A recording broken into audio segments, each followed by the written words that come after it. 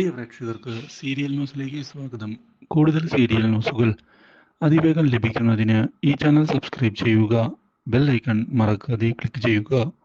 Video ഇഷ്ടമായി എങ്കിൽ like ചെയ്യാൻ മറക്കരുത്. കാര്യങ്ങൾ കൈവിട്ടു പോയതിനെ തുടർന്ന് ഇനി എന്ത് ചെയ്യും എന്ന ചോദ്യം ബാക്കിയാവുകയാണ്. അഭിഷേക് ഇനി തൽക്കാലത്തേക്ക് എണീക്കില്ല എന്ന് ഉറപ്പിച്ചുകൊണ്ട് തന്റെ ഭരണം മുന്നിലേക്ക് കൊണ്ടുപോവുകയാണ് ദേവബാല. അഭിഷേകിന്റെ കയ്യിൽ നിന്ന് ഫോൺ എടുത്ത് മാറ്റുകയും ചെയ്യുന്നു.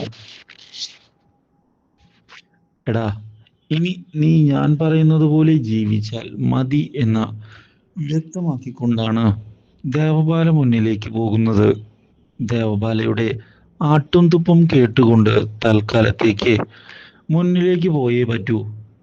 എൻ്റെ അവസ്ഥ മെച്ചപ്പെടണം, ഇല്ലെങ്കിൽ എനിക്ക് ഇവിടെ നിന്ന് പോകാൻ സാധിക്കുകയില്ല.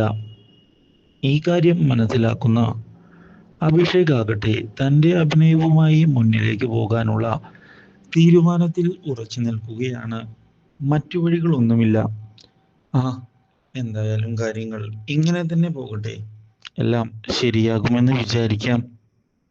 ഇതേ തുടർന്ന് നീക്കങ്ങൾ മുന്നിലേക്ക് കൊണ്ടുപോവുകയാണ് അഭിഷേക്. നല്ലൊരു അവസരത്തിനായി അഭിഷേക് കാത്തിരിക്കുകയും ചെയ്യുന്നു. ഇഷയുടെ കാര്യത്തിൽ ഇതിനിടയിൽ എന്ത് തീരുമാനമെടുക്കും എന്ന് ആലോചിക്കുകയാണ് ഇപ്പോൾ രാഹുൽ. എന്നാൽ രാഹുലിനെ വെട്ടിലാക്കിക്കൊണ്ട് പുതിയ നീക്കങ്ങൾ ഇഷ മുന്നിലേക്ക് കൊണ്ടുപോവുകയാണ്. ഇഷയുടെ ചതിയിൽ വീണതിനെ തുടർന്ന് ഒടുവിൽ ഡോക്യുമെന്റ്സ് തിരികെ കൊടുക്കേണ്ട അവസ്ഥ രാഹുലിന് വരികയും ചെയ്യുന്നു.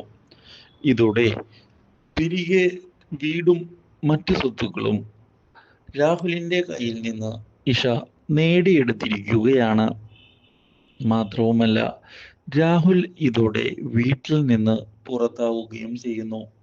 Do like, share and subscribe.